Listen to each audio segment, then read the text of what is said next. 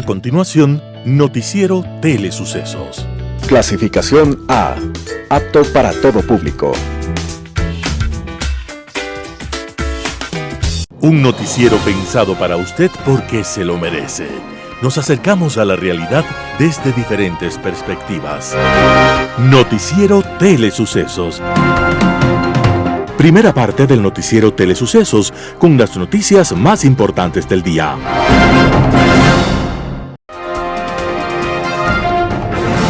Un día como hoy. En un sanatorio en lo alto de unas montañas europeas, un hombre y una mujer se encuentran allí, hospitalizados. Ambos sufren una grave enfermedad pulmonar, pero nada es obstáculo para el amor que entre ellos nace. Y en un acto incomprensible para los que están sanos, aquella pareja apasionada intercambia la radiografía de sus pulmones. Aquella novela conmovedora, verdadero monumento literario del siglo XX, se llama La Montaña Mágica. Allí, a ese sanatorio, en esa montaña, había llegado un joven pequeño burgués para una corta estancia de 2 o 3 semanas. No obstante, todo cambia y su permanencia se prolonga durante muchos años, a lo largo de los cuales aquel jovencito sufre una profunda transformación interior. El autor de esta obra llena de símbolos y metáforas de las amenazas que sobre el mundo se ciernen se llamó Thomas Mann, eximio escritor alemán del siglo XX. Y el viaje a la montaña es un viaje al interior del protagonista y al inmediato futuro turbulento que sobre Europa y el mundo se ciernen ante la llegada del nazismo.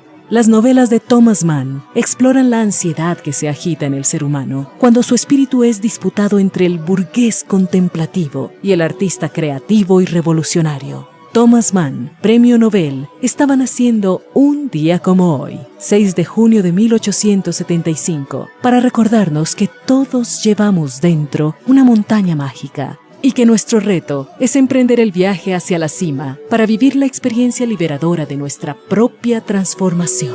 Las principales noticias del día. Titulares. Año lectivo de la Sierra y Amazonía se adelanta. Diario El Comercio despide a personal de redacción, producción y distribución. Campaña solidaria Todos Juntos por Esmeraldas. En política internacional, Meledetti. Los editoriales serán de Simón Espinosa Cordero, Piroto en tormenta, Martín Pallares, destituir a Alan Berbera es justicia poética. Noticias del día. Año lectivo en la Sierra y Amazonía se adelanta. El inicio del año lectivo 2023-2024 para el régimen Sierra y Amazonía ya no será en septiembre como era habitual. El nuevo calendario establece que el ingreso a clases será entre el 22 y el 23 de agosto. Doris Guamán, subsecretaria de Apoyo y Regulación del Ministerio de Educación, informó que se tomó la decisión de iniciar las clases unos días antes para que los estudiantes tengan periodos de descanso durante los trimestres. Las fechas de ingreso quedan establecidas de la siguiente forma: bachillerato e inicial 22 de agosto del 2023, octavo, noveno y décimo de básica, preparatoria, primer año de educación general básica 23 de agosto, educación general básica media, quinto, sexto, séptimo y educación general básica elemental, segundo, tercero y cuarto el 24 de agosto. El nuevo año escolar funcionará por trimestres. El primero será entre el 24 de noviembre, el segundo hasta el 8 de marzo y el tercero hasta el 20 de junio del 2024. El actual año lectivo Sierra Amazonía concluirá el 21 de junio como estaba planificado. Los cambios en el calendario escolar se dan para ajustarse a las disposiciones de la reformada Ley de Educación Intercultural. Diario El Comercio despide a personal de redacción, producción y distribución. La crisis en el diario El Comercio no para. 6 días después de que los trabajadores se declararon en huelga de manos caídas, la empresa notificó a decenas de trabajadores con la desvinculación debido a una supuesta reestructuración. Ronald Ladines, ex reportero de la redacción de Guayaquil, es uno de los desvinculados. Hasta antes de su despido, Ladines era el vocero de los trabajadores y estaba al frente de la conformación de un comité de empresa. Además, según dijo, también habrían sido desvinculados otras 2 personas que estaban al frente de la conformación del comité de trabajadores. El periodista explicó que hasta antes del nuevo recorte, solo la redacción del rotativo quiteño estaba conformada por 90 profesionales de distintas áreas y que si bien no se ha confirmado el número de despidos, se estima que solo en la redacción habrían sido desvinculadas unas 25 personas, ya que solo 65 fueron convocados a una reunión para hablar de la reestructuración, la tarde del 5 de junio del 2023. También hubo despidos en otras áreas. En Guayaquil, por ejemplo, la notificación también llegó a personal del área de distribución del periódico. Se conoció que todo el personal de las áreas de distribución y producción fue separado de la empresa. Durante la reunión con los periodistas, Marcos Vaca, director del medio, leyó un comunicado en el que explicó que el comercio será de ahora en adelante una publicación digital. Según la auditoría realizada por Mora Ecuador, de los balances presentados por Diario El Comercio a la Superintendencia de Compañías al 31 de diciembre del 2022, la empresa acumula pérdidas de 19.9 millones de dólares, manteniendo un déficit en su capital de trabajo de 6 millones, que sitúan a la compañía en causal de disolución de acuerdo a la normativa actual. Campaña solidaria Todos Juntos por Esmeraldas. El municipio de Quito promueve puntos de recolección solidaria para las personas afectadas por el duro invierno que se vive en Esmeraldas. Pavel Muñoz, alcalde de Quito, dispuso a la Secretaría de Inclusión Social promover puntos de recepción de donaciones. En este sentido y en coordinación con la Secretaría de Coordinación Territorial y Participación Ciudadana, se activaron puntos en las 9 administraciones zonales para ayudar a los damnificados de Esmeraldas. La recepción se hará desde este lunes 5 de junio desde las 08 horas a las 16 horas 30. El Cabildo Capitalino solicita realizar la entrega de donaciones en estos espacios para hacer una entrega ágil y ordenada. La Secretaría de Inclusión Social, Belén Proaño, indicó que las donaciones las recibiremos en las administraciones zonales. Es importante señalar que las autoridades del COE cantonal como provincial de Esmeraldas van a informar al alcalde Pavel Muñoz cuáles son las necesidades o requerimientos urgentes. Queremos apelar a las organizaciones familiares y de barrios en entregar estas ayudas. Nosotros nos vamos a encargar de recopilar, distribuir y armar los kits y que estos lleguen a las personas que más lo necesitan.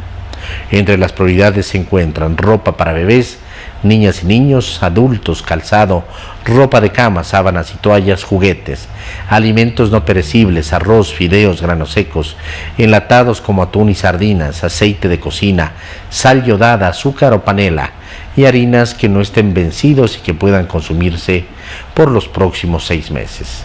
También artículos de higiene personal, desinfectante de pisos, jabón de ropa, detergente, esponjas para platos, escobas, sábanas, toallas, cepillos de dientes, pasta dental, champú, toallas femeninas, pañales para niños de diferentes tamaños, pañitos húmedos, papel higiénico, gel de manos o alcohol antiséptico, mascarillas.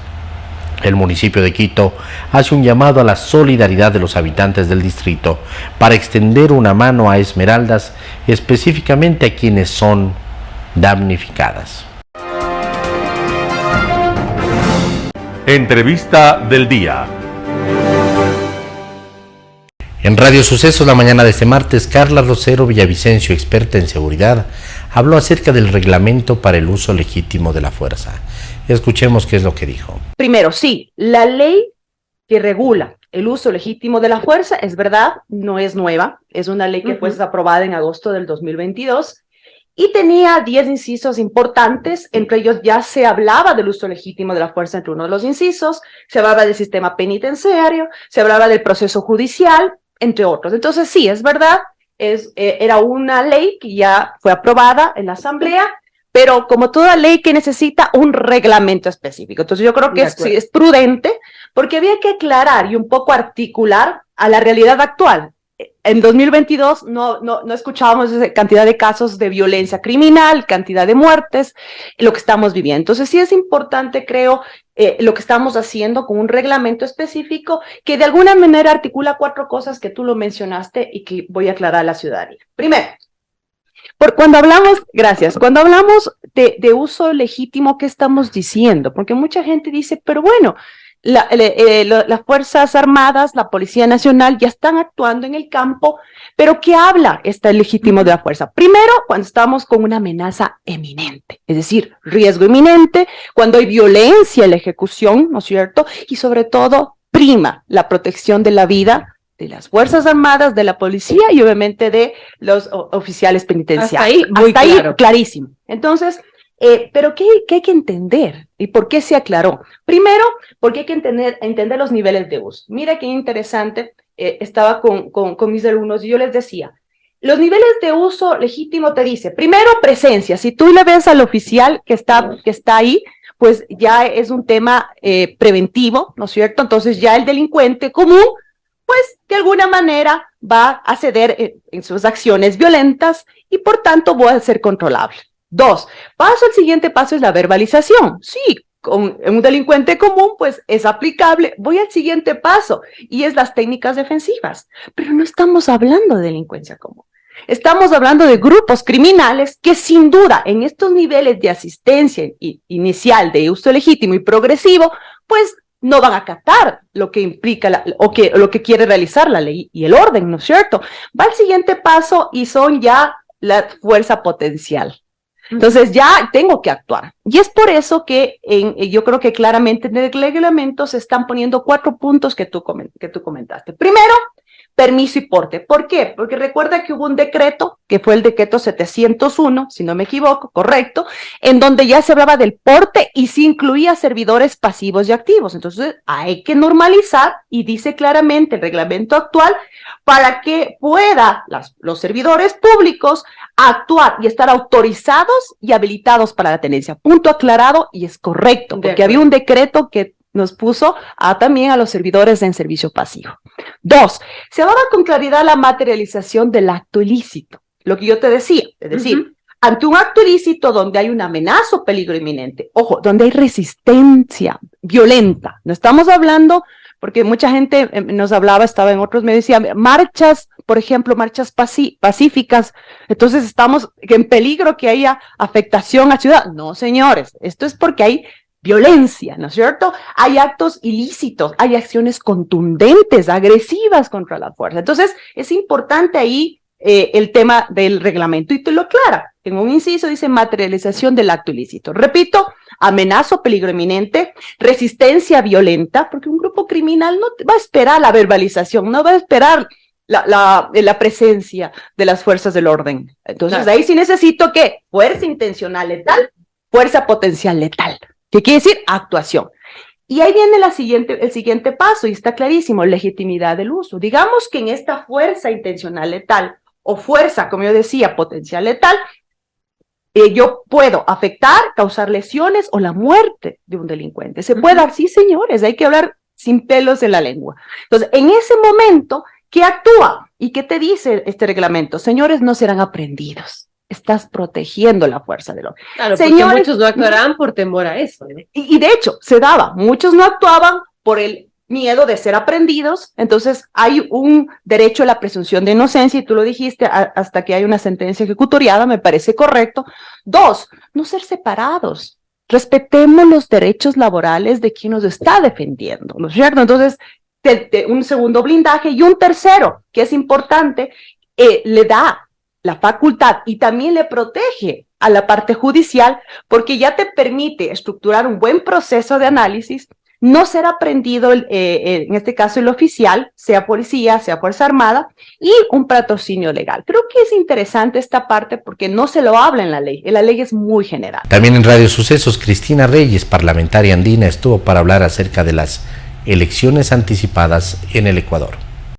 Yo creo que lo que decía a nivel personal es lo menos importante en este momento. La situación que está atravesando el Ecuador, usted lo acaba de mencionar, la tragedia que vive Esmeraldas, no solo producto del embate de la naturaleza, sino por la falta de planificación y de prevención, y que hoy urge medidas de contingencia por parte del gobierno ecuatoriano, es lo que nos tiene que unir a todos los ecuatorianos. Yo entiendo que sí, hoy hay una amalgama de candidaturas, y sin ambajes, Milton, yo no voy a ser candidata en estas elecciones. Han existido muchas propuestas, las he analizado, he agradecido, pero yo siento que lo precipitado de esta elección atípica particular, que es la muerte cruzada, que creo que demuestra algunas cosas, de alguna manera la irresponsabilidad de la clase política, les veíamos vociferando miles de cosas en la pugna en la que estaba el Ejecutivo y el Legislativo. Ojo, el Ejecutivo lo ha hecho muy mal y eso es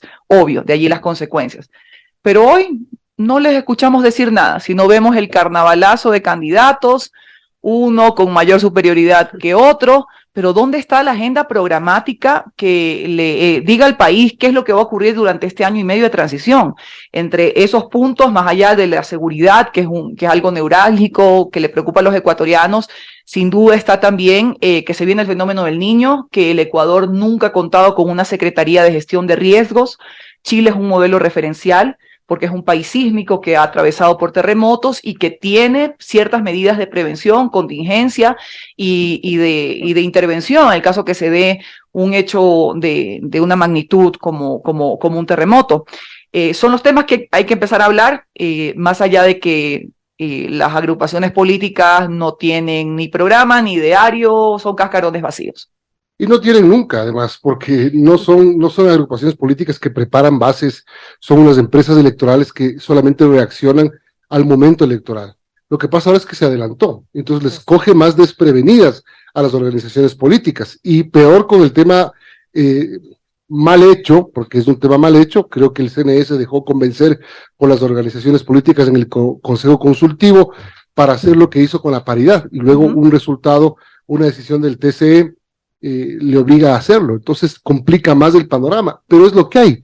Hay elecciones del 20 de agosto y tiene que haber candidatos, y nosotros tenemos que ir a elegirlos. Sí, es lo que hay, pero está claro que la democracia se construye con mujeres. Qué pena que los partidos políticos, después de estas reformas, que me incluyo porque fui parte de la construcción de esas reformas del Código de la Democracia, que permitió, entre otras cosas, llegar a esta elección con una paridad en las listas nacionales, provinciales y en el binomio presidencial para que sea paritario hombre y mujer, y que las organizaciones políticas avaladas por el CNE violen flagrantemente la norma que establecía que son en la elección subsiguiente, es decir, en esta, así haya habido muerte cruzada. Pero yo tengo otra pregunta quizá, usted mencionaba falta de formación, porque vemos candidatos de alquiler y partidos de alquiler, y a mí me gusta creer en los procesos y en los compromisos y en los planes de gobierno. ¿Qué hacen con el fondo partidista que año a año le otorga el Estado ecuatoriano a las organizaciones políticas? Se supone que para formar sus bases, para crear militancia, para visibilizar liderazgos femeninos. Parece que eso se les olvidó, habrá que pedirles cuentas. ¿Y por qué no ser candidata? En esta elección, me parece Milton como una persona que no es que analiza, bueno, sí, le gusta analizar las cosas con responsabilidad, que en medio de las propuestas que he agradecido, sin duda, es muy poco el tiempo para conformar un plan de gobierno que me permita a mí tener todas las luces de que se va a cumplir con algo establecido. Creo que todo el mundo está precipitado y comprendo, hay que inscribir listas. Algunos quieren insistir con inscribir a los candidatos, a los asambleístas que fueron destituidos, con honrosísimas excepciones. La mayoría de ellos fue una total vergüenza en el país. No me dan los tiempos en este caso para preparar un proyecto nacional. Se hablaba del binomio Yacu Reyes, ¿le propusieron? Sí, y no quisiera entrar en los detalles, simplemente decir que bueno, Yacu es un luchador social. La gente conoce el proceso que él ha venido atravesando y siguiendo por lograr la presidencia de la República. Hay un programa interesante que todavía se está construyendo y creo que probablemente faltó un poco más de tiempo para llegar a ciertos acuerdos conceptuales, que es lo que a mí me interesa. Pero en todo caso, Milton, habrá elecciones en el 2025, estoy en un proceso. Creo que el siguiente paso, después de haberme separado de una organización política en la que conceptualmente creía en una economía social de mercado, en el respeto a las libertades individuales, en el respeto a los derechos de los trabajadores, de las mujeres, etcétera, que el siguiente paso será una vinculación política para poder aspirar a la presidencia de la República en el 2025. En el programa Mesa de Análisis del Estado de la Nación, Melissa Ramos, técnica de Agrónomos y Veterinarios Sin Fronteras, coordinadora del proyecto Urcuñán, habló acerca del proyecto para cuidar los páramos en el Ecuador. Veamos la nota. Este proyecto Urcuñán, ¿no es cierto?, ¿Por qué este proyecto? Bueno, buscamos fundamentalmente que se generen políticas públicas integrales transformadoras para la protección de los páramos. Páramo, un ecosistema frágil, tremendamente importante para la supervivencia, para la vida, ¿no? Pero que lamentablemente tiene sistemas de conservación bastante limitados. Estamos trabajando en eso desde las organizaciones sociales. El proyecto se centra en el diálogo político, surge post estallido social de 2019. Entonces busca espacios de diálogo entre la sociedad civil organizada y el Estado, ¿no? Ahora, ¿por qué es importante proteger el páramo? ¿Qué significa el páramo para el ambiente? Y en el Ecuador, ¿cómo está la situación de los páramos? O sea, los motivos para conservar el páramo son múltiples y gigantes, digamos, diríamos que es el sostén de la vida, ¿no? Fundamentalmente es el ecosistema que permite la conservación, digamos, la producción de agua dulce, provisión de agua dulce, además la retención de carbono en el suelo, ¿no? Para el tema de cambio climático es fundamental el ecosistema páramo, que está mayormente presente en Colombia y en Ecuador. Es un ecosistema muy, muy presente en los Andes. Frágil, profundamente frágil. Tenemos datos conocemos de que la superficie de páramo está por sobre los 15.000 kilómetros. Sabemos que en los últimos 2 décadas, hablamos de 3 décadas, digamos, hablamos de una reducción de más de 2.000 kilómetros de páramo. Cuadrados. Ajá, cuadrados, exactamente. Entonces, los aspectos fundamentales que afectan a la reducción de la superficie de páramo, la agricultura fundamentalmente, no la presión agrícola, el crecimiento de la frontera agrícola, ahora la minería metálica. El páramo conserva el agua. Así Ese es un poco su papel esencial. Fundamentalmente, digamos, funciona como esta de esponjas. Una esponja, ¿no? Una esponja que permite la captura del agua de estos ecosistemas que están en altura y permite luego que el agua llegue, digamos, hacia todas las ciudades, para todo. Se supone que los páramos son protegidos en el Ecuador, o están protegidos, pero esta protección funciona. Primero, no todos los páramos están protegidos. Ya. No todos los páramos están dentro del Sistema Nacional de Áreas Protegidas. Diríamos que la mayoría no está. Existen ahora luego esfuerzos que buscan la conservación de los páramos a través de unos mecanismos más locales, ¿no? Estas áreas de protección hídrica, estas áreas de conservación y uso del suelo llamado ACUS, que buscan en ciertos espacios ir conservando páramos de cantones, de provincias, de parroquias. Ajá. Ahora, un poco por lo que estás aquí también y poder conversar sobre el tema es este concurso para videos de TikTok, Leyendas del Páramo, ¿no es cierto? Esto implica la idea de que se suba un video a tu cuenta de TikTok. Está vinculado también con la Ecuarulari, ¿no es cierto? Y coloca los hashtags Leyendas del Páramo, Urucuñanos Somos Páramo, Yacu Museo del Agua. ¿Por qué este concurso? Porque en TikTok entiendo que tiene que ver básicamente con los jóvenes, los chicos. Sí, claro, porque digamos cuando hablamos de páramo y de ecosistemas, en realidad, digamos, hemos visto que los debates se quedan en temas técnicos, ¿no? Ya. Superficie, la importancia del ecosistema, pero sí hemos querido, intentamos llegar a los jóvenes sobre los aspectos más culturales, más estos espacios que permiten el relacionamiento social, que también tiene la importancia vital del páramo, también digamos cómo las culturas se reproducen dentro del páramo, y este llamado a la juventud, ¿no? Por eso, digamos, experimentamos un poco con las redes sociales, con TikTok en este caso, hacemos una convocatoria para que jóvenes, hombres, mujeres de ciudad, campo, de todos los pueblos, nacionalidades, mestizos también puedan participar, generan su video, ingresan a un concurso, en 3 categorías y pueden acceder a premios bastante interesantes. Trabajamos en este concurso con el Parque Museo del Agua Yacu de aquí de Quito. Entonces con ellos también estamos preparando varios premios para todos los concursantes, ¿no? Como entradas al museo, tener un espacio de reflexión. Además mencionar que con el Museo del Agua de aquí de Quito estamos generando una exposición en sus instalaciones sobre el tema de páramo. Entonces buscamos que para el Día Nacional de los Páramos podamos hacer esta premiación. Esto implica nada más hacer una afirmación sobre, ¿hay un motivo en especial, alguna directriz, digamos, de qué tipo de video se puede hacer? Buscamos sobre todo que se divulguen historias. Ya. Cuentos, por eso se llama leyendas del páramo. Entonces está abierto, digamos, la persona genera su video, la sube, hay un formulario de inscripción, eso sí, porque hacemos el seguimiento. Uno de los categorías de ganadores está vinculado a al mayor número de me gustas, de interacciones que tienen los videos, y otros relacionados a la creatividad, a la participación de pueblos, de jóvenes sobre todo.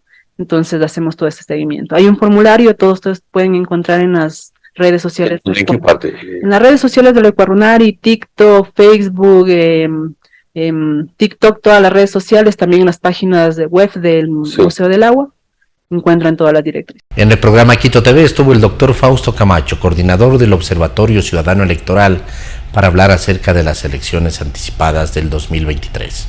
El día de hoy tenemos la presencia del doctor Fausto Camacho. Él es experto electoral, es consultor internacional en política y elecciones, coordinador del Observatorio Ciudadano Electoral, integrante de Voces por la Democracia. Se viene un proceso electoral, o estamos ya en un proceso electoral que muchos lo han denominado elecciones express. Doctor, bienvenido, ¿cómo está? ¿Cómo ha pasado? Bien, gracias, buen día.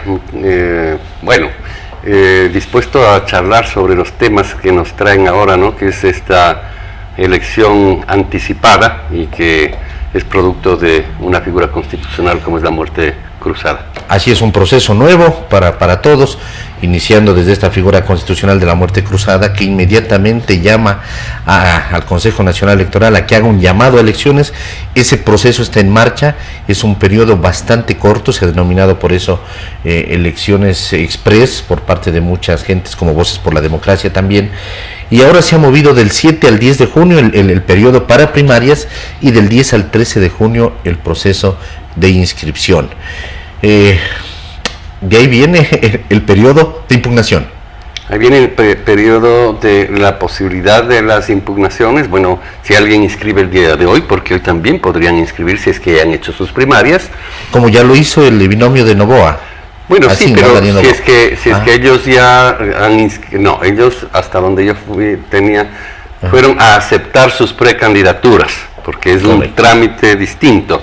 Una vez que termina la primaria, ellos tienen que decir, sí, acepto la precandidatura, y luego de eso entonces se produce la inscripción. Correcto. Entonces, hecha la inscripción, también se abre la posibilidad de las impugnaciones, y obviamente entramos en el periodo realmente de calificación de las candidaturas.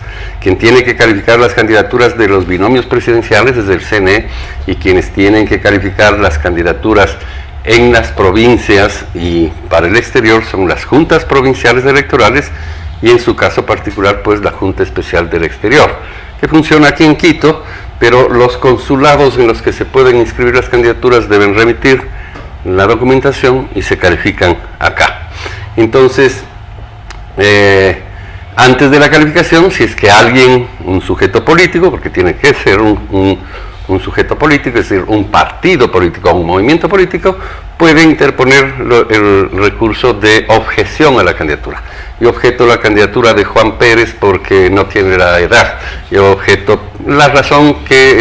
distintas razones que están en la ley, ¿no? Básicamente, ahí están los requisitos y las inhabilidades, tanto en la Constitución cuanto en la ley.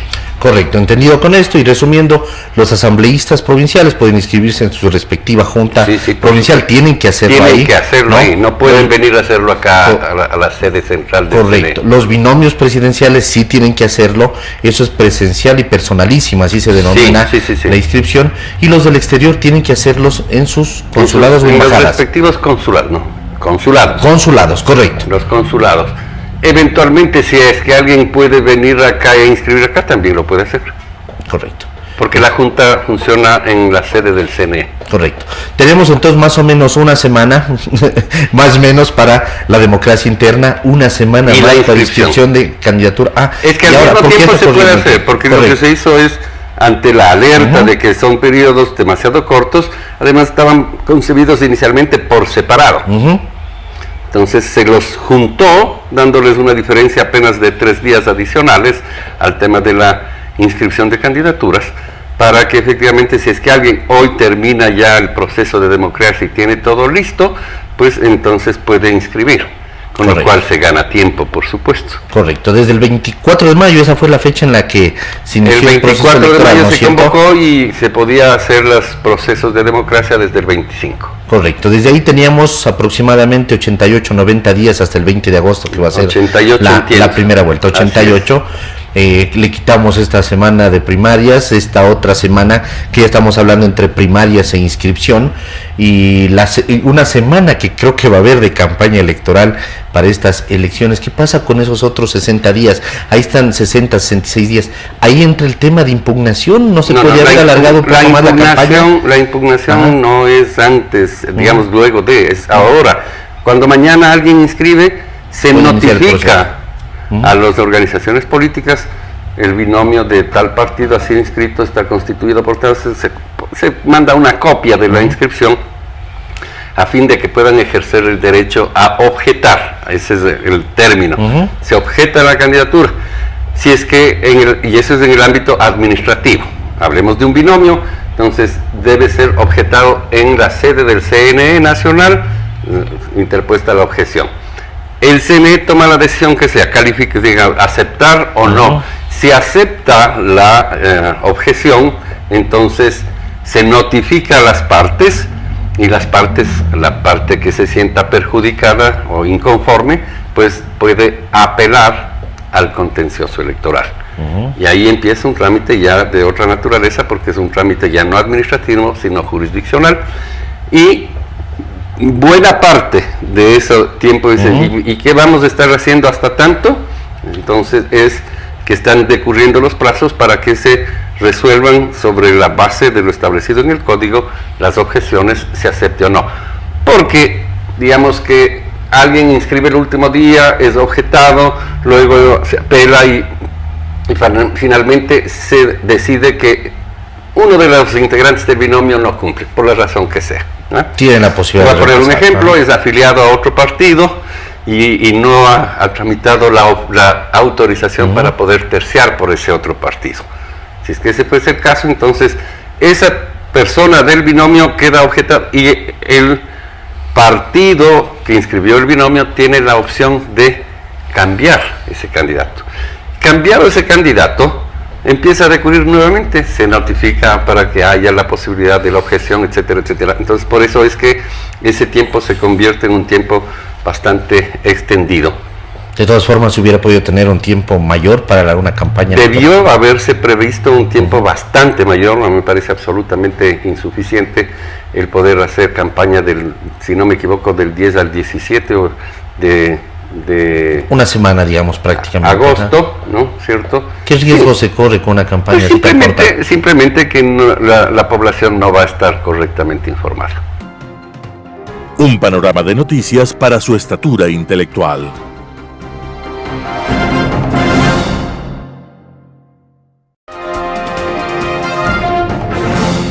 Global Hoy con Alan Cate. Maledetti. Hasta hace un año, cuando se buscaba por el moderno oráculo y aleph borgiano, el Google omnipresente, alguna información respecto de Benedetti, la respuesta obtenida se refería al gran escritor y poeta uruguayo Mario Benedetti, cuya amplia producción literaria nos ha dejado obras como Gracias por el fuego o La tregua, sus cuentos y su obra poética, tan influyente en su generación, a la que le tocó vivir la dura etapa de la dictadura y a él en lo personal el exilio. De pronto, más o menos hace un año, apareció un Benedetti nuevo, colombiano uno relacionado con la política, algo que entre nosotros casi automáticamente lo vuelve a uno suspicaz, lo que no está bien, pero pasa, hasta por las severas estadísticas que demuestran una extraordinaria habilidad y capacidad de la clase política para perder cualquier confianza que sus electores puedan tener en sus acciones en brevísimo tiempo. Esto sucede extensivamente desde las presidencias a los legislativos, cada uno más desprestigiado que el otro, que generalmente desprestigio que está ganado a pulso por las limitadísimas condiciones de los actores, intelectuales unas, éticas las más. Siempre nos ronda, cuando hablamos de la política, el premonitorio tango de Santos Discépolo, Cambalache y sus obsesivas estrofas. Hoy resulta que es lo mismo ser derecho que traidor, ignorante, sabio o chorro, pretencioso, estafador. Todo es igual, nada es mejor, lo mismo un burro que un gran profesor. Este otro Benedetti muy poco tardó en dejar en claro que se correspondía con este último arquetipo a la perfección y que su distancia con el primero, con Mario, era sideral en todo aspecto. Con la sinuosidad del oportunista, fue actor importante en la campaña política por la presidencia de Colombia en calidad de segundo al mando del petrismo, sobre todo en el norte caribeño. En los desagradables audios que se han filtrado conversando con la jefa de despacho del presidente Petro, se lo escucha vanagloriarse de haber sido él quien hizo presidente a Petro, al tiempo de quejarse por la ingratitud con que lo trataba. Lo cierto es que, tras ganar la presidencia, Petro lo nombró embajador ante la dictadura venezolana, con la que al parecer tenía buena llegada, algo que constituye otra razón y de fondo como para desconfiar. Credenciales de ese tipo, mejor no mostrarlas. De hecho, sus acercamientos con la dictadura fueron incluso anteriores a su nombramiento oficial. El reciente culebrón protagonizado entre este sui generis embajador con la señora Saravia, jefa del despacho presidencial, muestra un nivel de sordidez terrible junto a un vocabulario y unas expresiones dignas de las alcantarillas, impensables en un político serio, mucho menos en un embajador. Los dimes y diretes expresan las amarguras y rencores que este Benedetti proyecta, entreveradas con algún lío doméstico por la salida de una empleada de la señora Saravia, denunciada al parecer por robo, junto al frustrado plan del embajador para integrarse al gabinete presidencial como jefe del mismo, nada menos, proyecto para el cual creía contar con el apoyo de Saravia. Al no concretarse, se dan roces y ataques que, según Benedetti, incluyen la revelación de sus viajes, injustificados por otra parte, pues no tienen aprobación de la Cancillería, nada menos que al imperio, a Miami, para resolver asuntos personales.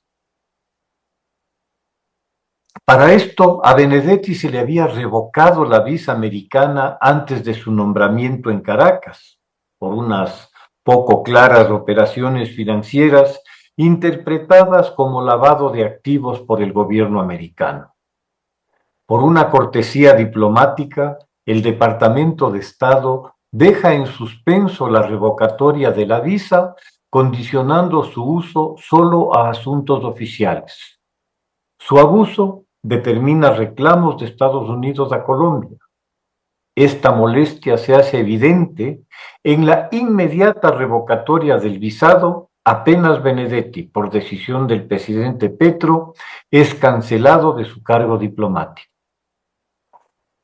Sin duda alguna, este nuevo escándalo, que se encadena con otros varios que se han dado, así como con las erráticas políticas, mejor dicho, la falta de estas en los mecanismos de comunicación del gobierno, originada en la incontinencia ya no verbal sino digital del presidente, cuyos tweets se han convertido en un verdadero boomerang y una piedra en el zapato para su gobierno, que han afectado mucho a la imagen presidencial.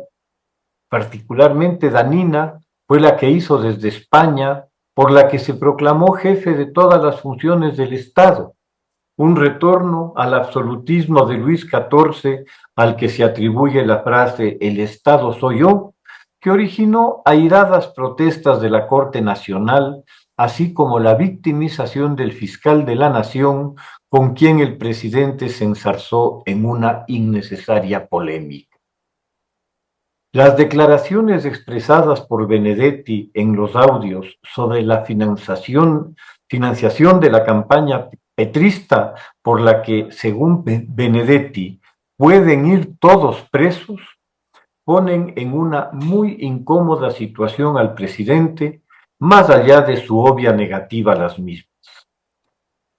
Su decisión de cortar por lo sano, separando a los dos funcionarios inmiscuidos en este culebrón, era la única posible en un intento por contener el daño de su imagen. Se le abre otro frente complejo para la gobernabilidad, pues la oposición va evidentemente a demandar la investigación del financiamiento de la campaña con el indudable sustento de que la información proviene del más íntimo círculo del presidente, más incluso que el de su hijo, también involucrado en otro escándalo anterior al que aparentemente se ha tapado, en el que el hijo de Petro se queda con buena parte de unos aportes de campaña que había recaudado a nombre de su padre. Si a esto unimos la creciente crisis de gabinete por la que separa a los ministros que eran parte del acuerdo establecido para tener una mayoría parlamentaria, nos revela a un gobierno ya limitado a sus propias fuerzas que paulatinamente ha ido perdiendo apoyo en la sociedad al punto de situarse hoy con 22% menos del que tuviera al iniciar su periodo, situándose hoy en el 30% de apoyo. Su emblemática reforma de salud se quedó empantanada ante las posturas extremistas de la anterior ministra de Salud, incapaz de ver la necesidad de negociar acuerdos y no la de imponer decisiones suyas. La otra gran bandera de la campaña, la de la paz total, se quedó en enunciado y en malos momentos para el régimen tras los desdenes del ELN y el rechazo de las disidencias, el nombre adoptado por los nuevos cárteles de la cocaína en Colombia. Los llamados presidenciales a la movilización social han producido la reacción contraria al provocar importantes manifestaciones de la oposición, mostrando que donde hay unos, hay otros. Pocos logros y cada vez menos activos que mostrar. Del culebrón queda la imagen, si se la quiere ver con benevolencia, de un líder con graves dificultades para seleccionar a sus funcionarios y asignar responsabilidades. Muchas gracias. Editorial. Piloto en tormenta, Simón Espinosa Cordero. Tormenta es una perturbación atmosférica violenta, acompañada de truenos, relámpagos, ráfagas de viento y lluvia o granizo. Una tempestad es una tormenta, especialmente marina, en la que los vientos alcanzan una velocidad de 90 km por hora. Pero un huracán es un viento que gira en grandes círculos y cuya velocidad es de más de 117 km por hora. Un ciclón es una masa atmosférica animada por un movimiento de rotación y acompañada de precipitaciones, vientos muy fuertes y descenso en la temperatura y la presión. Esto lo dice Manuel Seco y Gabino Ramos en el Diccionario del Español Actual. Figurativamente, el narcoterrorismo es un ciclón. Los candidatos zanahorizados son un huracán, un lumpen moral.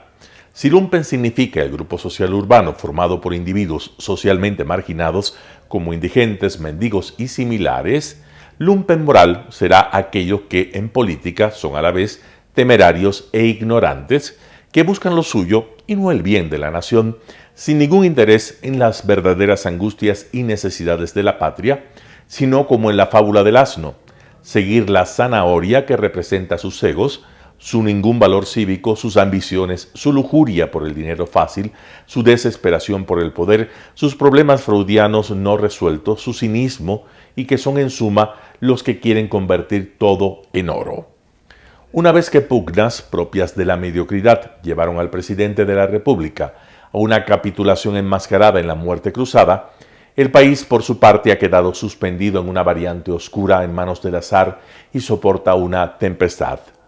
La nación ecuatoriana vive en calidad de náufraga por el ciclón del populismo internacional, el lumpen de la política, una infraestructura, herencia de Rafael Correa, que se ha venido abajo con las lluvias y por una constitución supuestamente manufacturada para durar 300 años y que la lora del tiempo de la sabiduría repite cada día para causar 300 daños.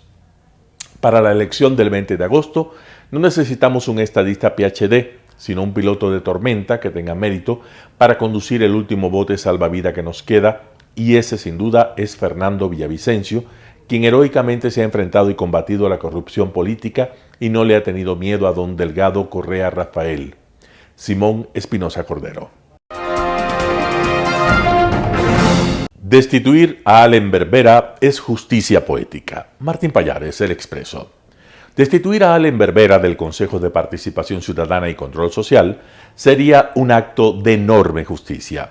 Si ha habido un acto en el que se insultó la inteligencia de los ecuatorianos y se violó toda sindéresis en la ética, fue la campaña con la que Vera y otros dos compañeros suyos del organismo fueron electos, Yarida Saltos y Augusto Verduga. En efecto, la ley establece de forma expresa y sin lugar a interpretación que los miembros del Consejo de Participación Ciudadana no pueden ser apoyados y financiados por un movimiento político. Pero resultó que los mismos noveleros que se inventaron ese jumento institucional hicieron proselitismo por Vera y lo financiaron, sin empacho ni vergüenza. Desde Rafael Correa hasta la entonces presidenta de la Revolución Ciudadana, Marcela Aguiñaga, pasando por todo el aparato mediático del correísmo, hicieron campaña por estos tres personajes que, por su lado, jamás ocultaron su adherencia incondicional a ese movimiento. Por el contrario, no dejaron de manifestar en sus apariciones públicas y en sus mensajes en redes sociales su más trasnochado y virulento compromiso con el correísmo. Lo de la campaña de Vera y los otros dos fue un auténtico atraco a la legalidad de un proceso que quedó impune gracias a que el Consejo Nacional Electoral se hizo de la vista gorda. Pero la campaña abierta que la Revolución Ciudadana hizo por Vera no es lo único que enloda la legitimidad de la candidatura de Vera y justifica su destitución. También lo es su impresentable actuación como abogado de Rafael Correa durante el proceso en contra del diario El Universo en 2012. Ahí, Vera y su papá representaron el triste papel de tinterillos encargados de confeccionar y socapar las cochinadas procesales que el tiranuelo utilizó para condenar judicialmente al diario. No le tomó semanas en el Consejo de Participación Ciudadana a Vera para ponerse a trabajar para sacar a su jefe del pozo judicial en el que está. Ni siquiera se tomó un tiempito como para disimular su lameculismo e incondicionalidad. Ha llegado la hora en que la ceguera del Consejo Nacional Electoral pueda ser enmendada por el Tribunal Contencioso Electoral. La denuncia que presentó el abogado Juan Esteban Guarderas ha sido desempolvada. Ahí está, para que algún juez del Contencioso Electoral haga justicia al país y repare así el insulto que recibió la inteligencia nacional. Martín Pallares, El Expreso. Noticias internacionales.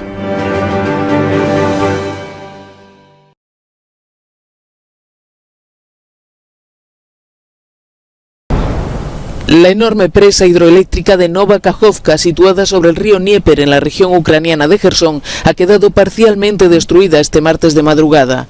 El agua desborda en grandes cantidades. Numerosas localidades próximas al río están siendo evacuadas. El presidente ucraniano Volodymyr Zelensky ha culpado a terroristas rusos de la destrucción de la presa y convocado a su Consejo de Seguridad. Al mismo tiempo, autoridades impuestas por Rusia en la región han responsabilizado de lo ocurrido a un ataque ucraniano. La presa de la central hidroeléctrica de Kakhovka, que se encontraba al máximo de su capacidad, suministra agua tanto a la península de Crimea, anexionada por Rusia, como a la central nuclear de Zaporilla. Según los servicios de emergencia rusos citados por la agencia TASS, 11 de las 28 válvulas de la central hidroeléctrica han quedado destruidas y 80 localidades pueden estar en la zona de inundación. Ucrania acusa a Rusia de destruir la presa para frenar la contraofensiva ucraniana y advierte de que las consecuencias serán gravísimas.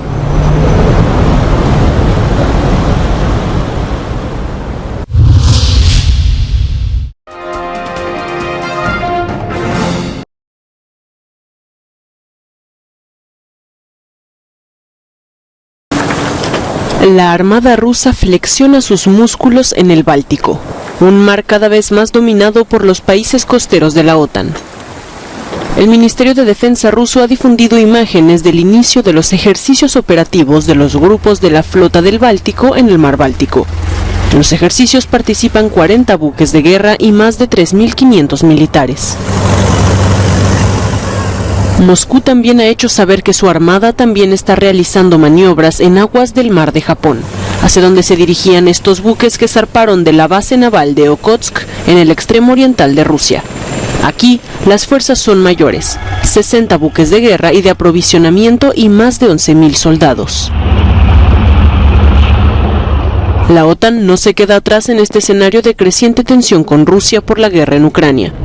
Más de 10.000 soldados de 14 países se entrenan juntos en Rumanía. 2 de ellos, Moldavia y Georgia, no son miembros de la OTAN, pero mantienen tensas relaciones con Rusia.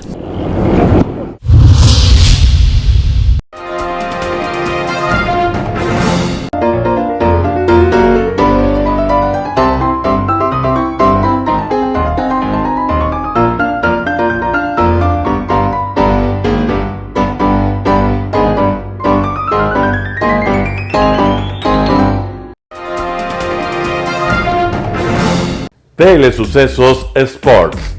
Deportes, deportes, deportes. Todas las tardes, 4 horas de lunes a miércoles, de 14 a 17 horas. Los jueves y viernes, 6 horas, de 12 a 20 horas. Desde Arena Telesucesos. Transmisiones en vivo, siempre Ecuavolley. Y luego, deportes para recordar. Todas las tardes, deportes en Telesucesos Sports, bajo la dirección del arquitecto David López. La visión objetiva de quien vive el deporte. Sucesos deportivos, visión de un equipo de opinión joven de comunicadores. Telesucesos, llegamos con nuestra señal a los sectores populares de nuestra ciudad. Quienes no tienen televisión por suscripción atenderán nuestra señal sin costo en Canal 29 UHF Telesucesos. Anuncie en Telesucesos Sport y llegue con nosotros a lo más importante del deporte popular. Siempre ecuatorianos, resaltamos nuestra identidad. El básquet, esgrima, tenis de mesa, taekwondo, box y muchos deportes más en Telesucesos Sport, sin costo desde la comodidad de su hogar en Telesucesos Canal 29. Arena Telesucesos es una importante y funcional edificación cubierta dispuesta para la práctica y desarrollo de eventos del Ecuavolley. La transmisión de Telesucesos se podrá sintonizar además a través de Claro TV Canal 43, TV Cable Canal 73 y en redes sociales Facebook Live Telesucesos Quito y YouTube Telesucesos HD. Simple y gratuito. Llama a nuestros números de contacto 2021-224 o al 0989-973-725 y regístrate como invitado especial para nuestros eventos en vivo. Emoción sin límites los días jueves y viernes desde la comodidad de su hogar. Resaltamos nuestra identidad como ecuatorianos iniciando transmisiones en Telesucesos del Ecuavolley, que representa, luego del fútbol, el deporte más popular de nuestro país y el que practican los ecuatorianos residentes en muchos países del mundo. Nuestra señal será transmitida en directo por televisión abierta en la ciudad de Quito y a través de las redes sociales a todo el país, así que llegará a Estados Unidos, España e Italia, creando a través del Ecuavolley un nexo fraterno entre ecuatorianos y entre los inmigrantes de nuestro país. Si deseas asistir a los encuentros en vivo de Ecuavolley, comunícate con nosotros a los números de teléfono 2021-224 o al 0989-973-725. Ven con tu familia y amigos a vivir la emoción del Ecuavolley. Telesucesos, con sus transmisiones, jerarquizará esta práctica deportiva, convocando importantes competencias de Ecuavolley dentro y fuera del Ecuador. Llegando con deportes no atendidos por los medios de comunicación que han concentrado su acción en el fútbol. Telesucesos, el canal de televisión siempre inédito. El noticiero Telesucesos es retransmitido de lunes a viernes a las 7 horas por Radio Planeta Sur 106.1 FM de la ciudad de Loja. Noticiero Telesucesos.